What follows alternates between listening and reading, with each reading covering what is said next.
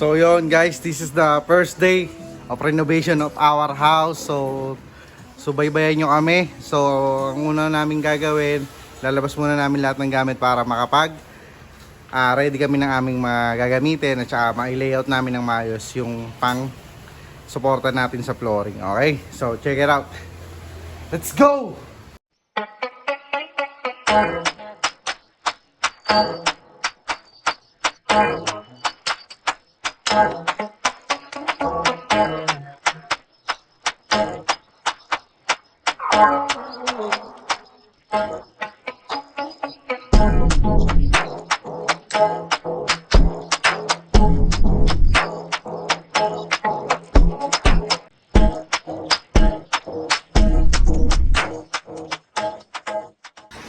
So yan, natanggal na namin lahat ng karton guys.